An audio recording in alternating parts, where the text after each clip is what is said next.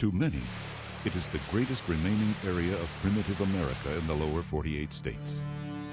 To others, it is 3 great parks in one: temperate rainforest, glacier-covered mountains, and a spectacular coast. But each of us finds something special here in Olympic National Park.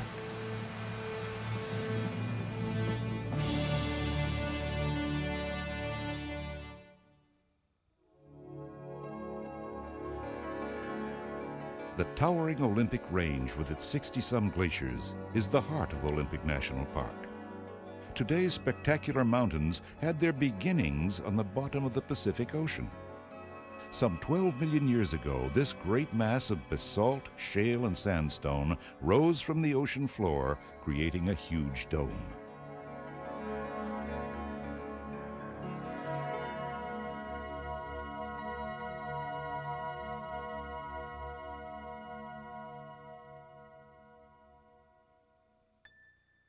Moisture-laden westerly winds from the Pacific, moving inland and up the slopes of the dome, produced a deluge of rain that still continues to this day.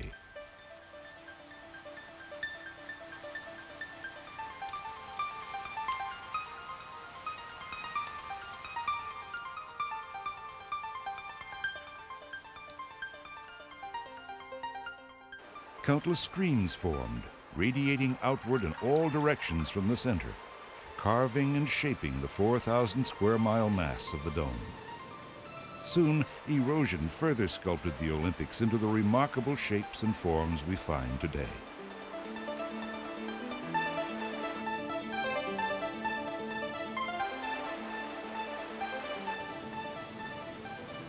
These streams eventually formed mighty rivers that, along with the giant glaciers of the Ice Age, created the beautiful broad valleys of Olympic National Park.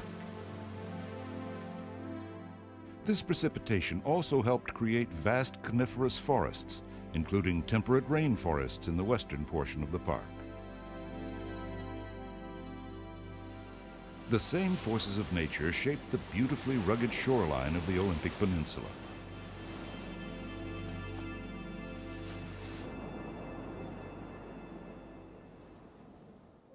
A trip to Olympic National Park should include visits to all of these remarkable natural features. And there is no better place to begin than at breathtaking Hurricane Ridge. Its all-weather highway gently climbs from the park headquarters at the foot of the grade to Hurricane Ridge at the top. Along the way, dense stands of Douglas fir, western hemlock, and western red cedar are intermixed with scattered broadleaf trees.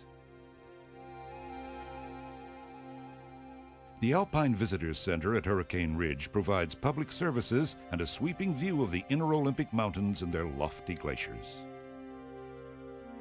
Rangers provide visitors with interpretive information at the center, as well as along the trails of the ridge. These magnificent mountains are not exceptionally high. Mount Olympus is just under 8,000 feet. But their steep slopes, serrated peaks, deep canyons, and icy glaciers make them very special. Over 600 miles of trails crisscross Olympic National Park.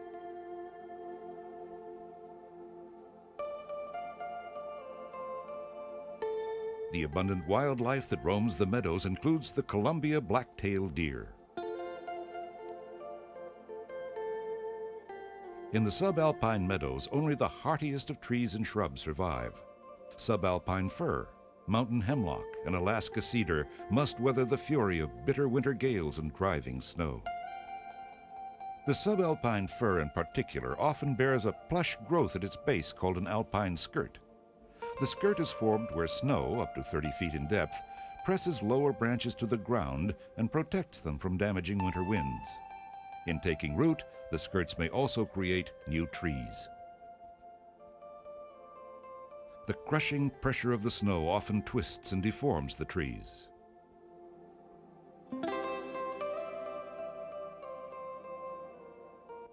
Deer find cooling shelter among the subalpine fir on warm days.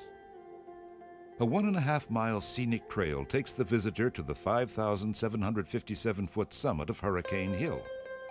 During the winter, both downhill and cross-country skiing are a major park activity in nearby areas. The sedges and grasses make an ideal home for the Olympic marmot. A product of Ice Age isolation, this particular species is found no other place in the world. There are several species of wildlife that are not native to the park. Sure-footed mountain goats were introduced in the late 1920s and have spread throughout much of the park. With their voracious appetite, they represent a serious management problem by damaging native plant life.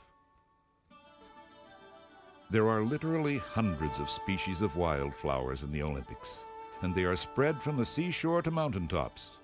Some high country flowers are found only here.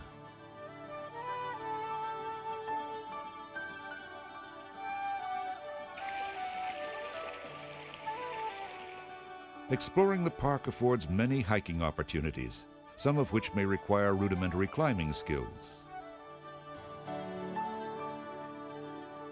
Descending Hurricane Ridge Parkway brings the visitor to the Heart of the Hills campground, a beautiful spot set amid a healthy forest.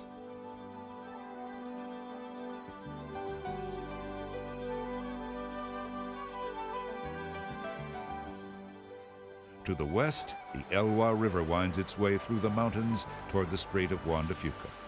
It originates from deep within the heart of the Olympic Range.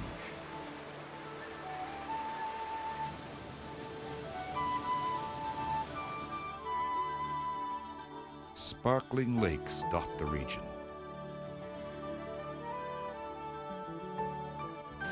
The river's numerous rapids make it a favorite for the kayak enthusiast.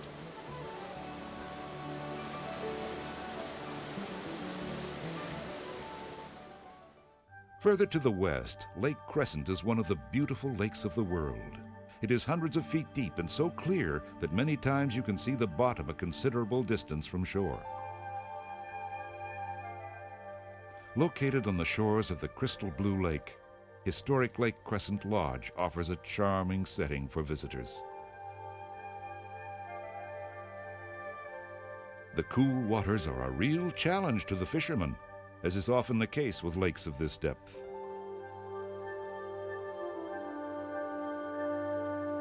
A number of interesting hiking paths begin near Lake Crescent, including North Shore and Merrimere Falls trails. Thick forests, heavy undergrowth, plentiful wildlife, and countless wildflower species highlight the incredible beauty of these primitive forest trails.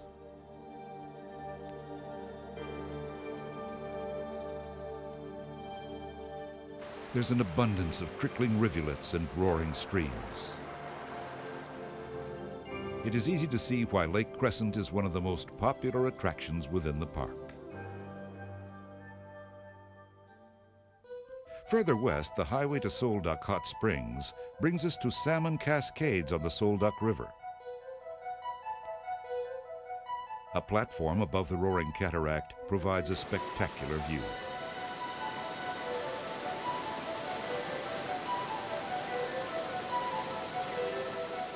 From August to October, visitors have a chance to see nature in action, as salmon gather their strength in this quiet pool before attempting to jump these plunging cascades. Some fail. Some succeed and go on to spawn and perpetuate their species. The road through this beautiful valley ends at the trailhead to Soleduck Falls near Soleduck Hot Springs. It is one of the most rewarding trails in the park. This is a hike through hemlock and Douglas fir forest alongside the Soleduck River, which is the longest on the Olympic Peninsula.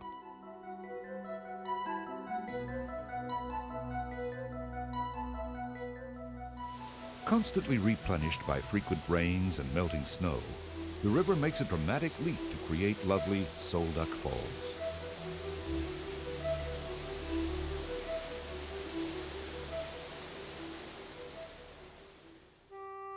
Indians have at least a 2,500-year-old history on the peninsula.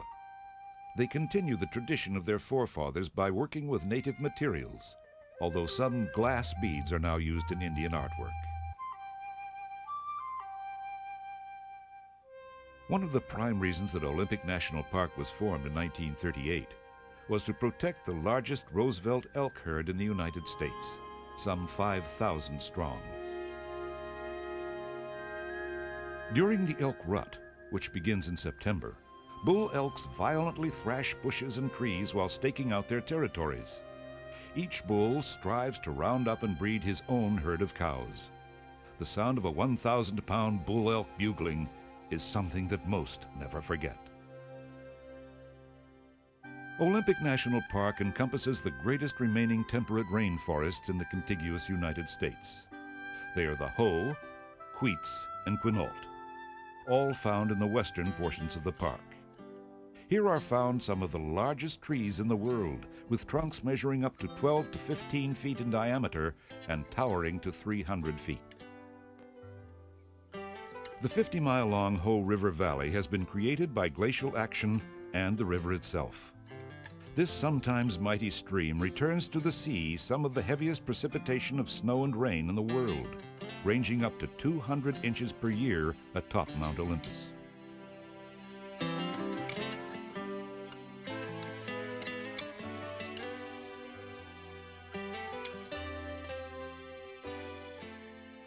The Hoh rainforest is the most readily accessible of the three temperate rainforests.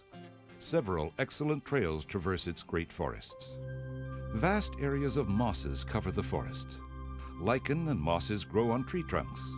Ferns perch in crooks of branches. Club mosses hang in 3-foot draperies. Even twigs are upholstered. About 90 species of plants have been found growing in trees in the Hoh. A wide variety of plant life carpets every square foot.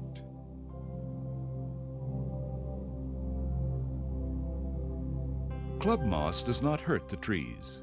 Some trees even obtain nutrients from them.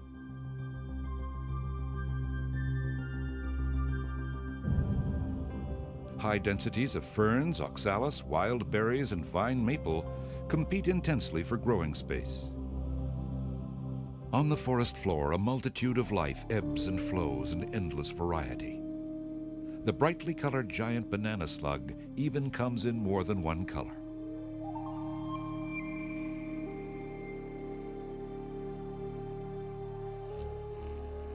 Every insect, no matter how strange in appearance, has its important role in nature. The black ground beetle is another dweller of the forest floor. By feeding on dead plants, they return valuable minerals and nutrients to the soil.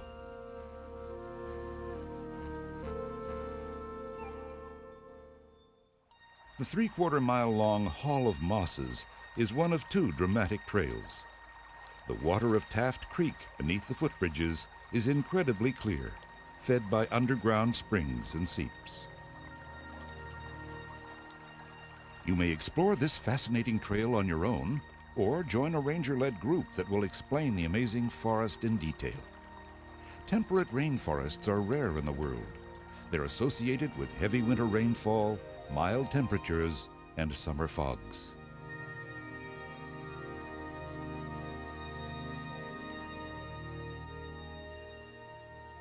The name Hall of Mosses is derived from these giant moss-covered trees that create the impression that you're in a cathedral of soaring green. Some of these trees have moss-laden limbs up to 40 feet long, weighing up to a ton. They may occasionally break and fall. The mosses and licorice ferns obtain some nutrition from decaying bark, but most nourishment comes from sunlight, airborne particles, and moisture. Even the air in these rainforests seems to have turned green. Fungi are unable to make their own food like most plants, so they feed upon other organisms. As they do so, they release valuable nutrients through rot and decomposition. The continuity of life keynotes the rainforest. Colonnades of trees have survived from starts on nurse logs. Some are hundreds of years old, yet they retain the shape of the log on which they first pressed their roots long ago. Unable to compete with established ground cover, new tree seedlings take root in unusual places. This fallen giant is another indication of the massive size of many of these trees. The trail to Blue Glacier high atop Mount Olympus begins here at the Hoh Visitor Center. 10,000 years ago, the Hoh Valley was filled with 2,000 feet of solid ice. Today, the Hoh River is still fed by meltwater from the Blue, Hoh, and White glaciers. Wildlife and birds may be seen along the trail.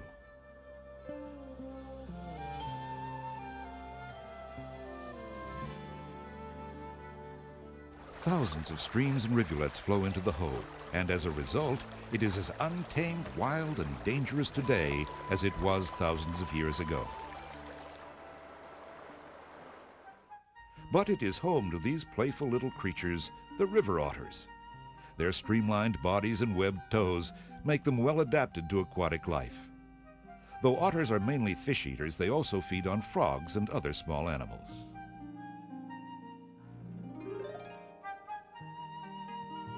A belted kingfisher perches patiently while waiting for an opportunity to plunge headfirst to catch a fish.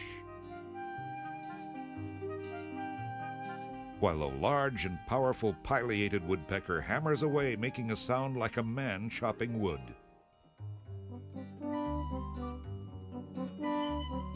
Garter snakes are familiar to many. There are no poisonous snakes in the Olympics. The 2-foot-long rubber boa is closely related to the python, constricting its prey until the victim suffocates. Many welcome a stop to explore the stream banks. Once the trail leaves the Hoh River, it starts a steeper ascent to Glacier Creek, and the climb to the high country has begun.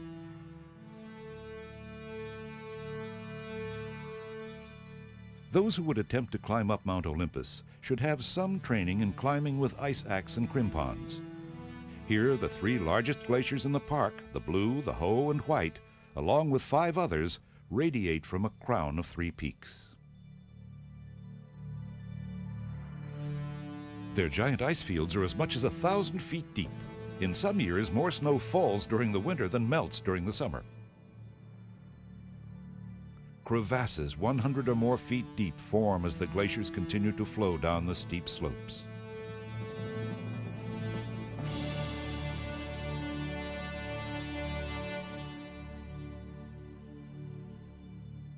The view from the top is overwhelming. Deer Lake is located on the High Divide Trail, which connects with the Hoh River Trail. All Olympic bears are black. It's a good idea to give them a wide berth. Backpacking is quite popular on the long trails in the more remote regions. The panoramic views from the ridges which the trail follows are marvelous.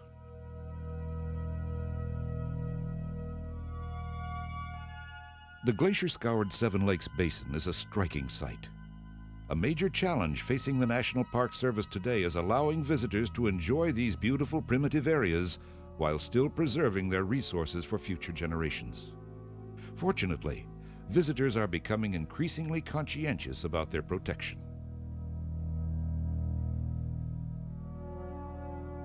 The climax of the trail is reached at the High Divide, a vast panorama of seemingly endless peaks and ranges stretching to the horizon.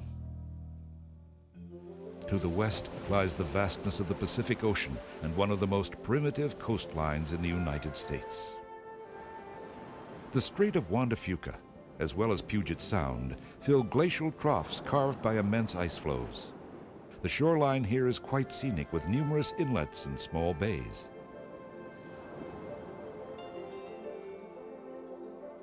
"25 miles across the strait is Vancouver Island. The seashore is kept alive with plants and living organisms such as bull kelp.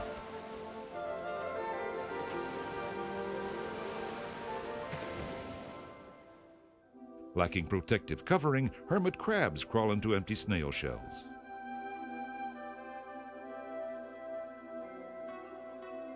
The sea stars, commonly known as starfish, come in many colors.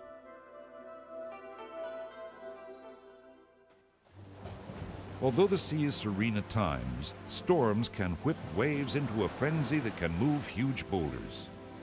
Here, a sea lion remains undisturbed by the furious seas. Seashore rocks are covered with barnacles and mussels. Park rangers explain the delicate ecological balance of the shore's sea life.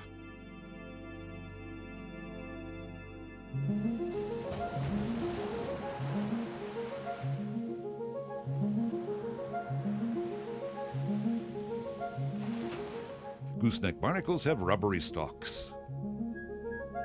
This is a group of ochre sea stars. Also found here are the blood star, sun star, and rose star. The giant green sea anemones have stinging cells on their tentacles, which they use to stun their prey. On the Pacific shore, the northern beaches are accessible near the Quinault River and La Push, a quaint Indian fishing village. Here, the fury of giant waves that have traveled across 5,000 miles of open Pacific Ocean pound the Olympic shore. They have created large sea stacks, arches, and needle-eye slits, as well as depositing thousands of giant logs washed down by flooding rivers. Further south, Ruby Beach is wide and sandy. It permits miles of unobstructed strolling with a background of occasional sea stacks, blowholes, and large inshore rocks.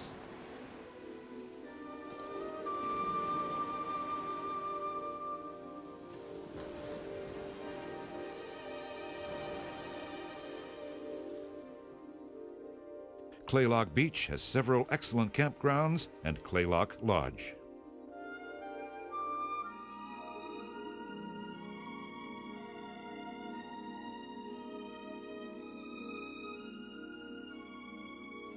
Nurse logs are found in strange places. This one is located on the banks of the Kalaloch River where it joins the ocean. A picturesque lighthouse flashes its beacon near Kalaloch, while a whale blows at the left center. A popular wide sandy beach stretches along the shoreline.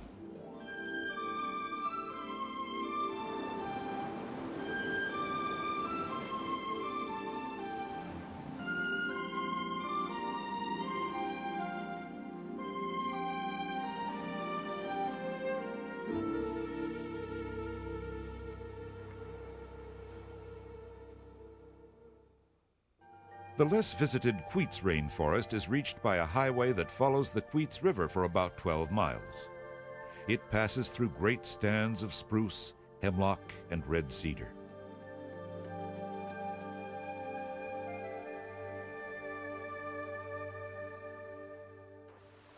To the south, Lake Quinault is another of the Olympic's beautiful lakes.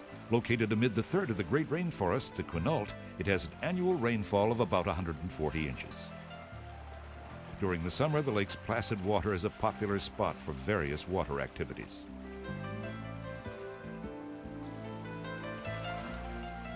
Its northwest shore is a part of Olympic National Park, while the southeast shore lies within the Olympic National Forest. The lake itself is part of the Quinault Indian Reservation.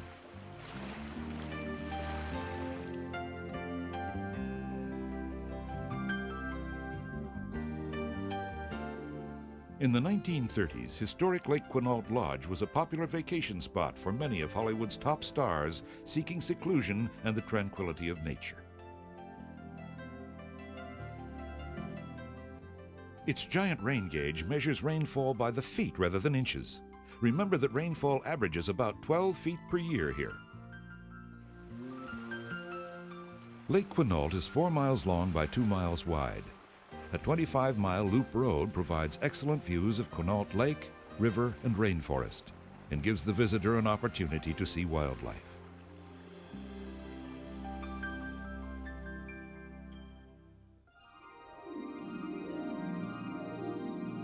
The The rivers of the rainforests are short in length but full term in size.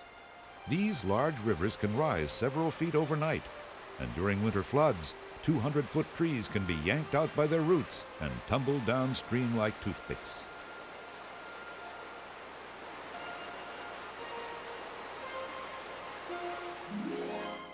The moist rainforests of Quinault have created trees of enormous size and a lush undergrowth of vegetation.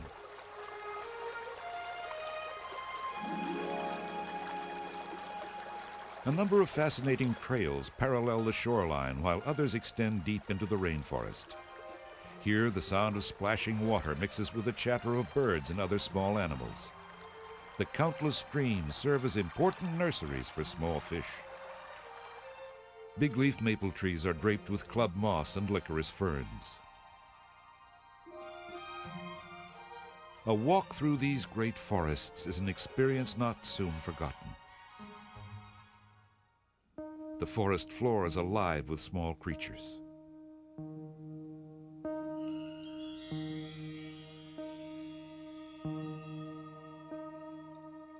The change of the seasons brings fall to the Olympics and a shower of brightly colored fall foliage.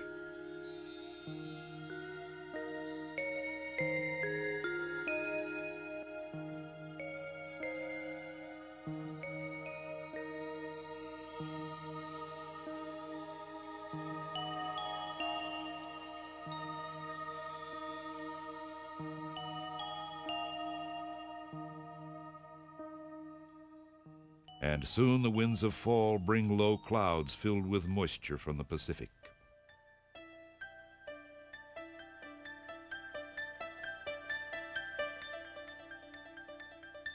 At Hurricane Ridge, higher decks of clouds override the Olympic range, and soon the rains of late fall begin.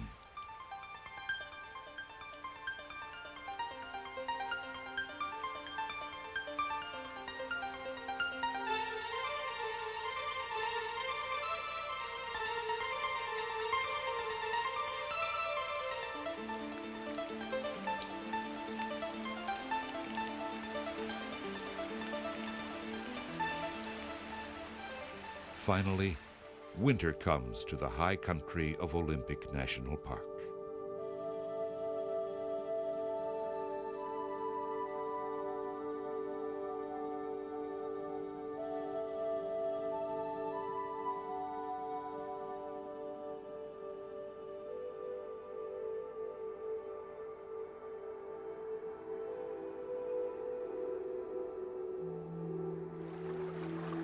But at winter's end, the glory of spring returns to the peninsula. So the cycle of the seasons is complete. There is inspiration here for all that need it. There is adventure here for those who seek it. There is solitude here for those who want it. There is immeasurable natural grandeur here for all that see it. Let's protect it for future generations.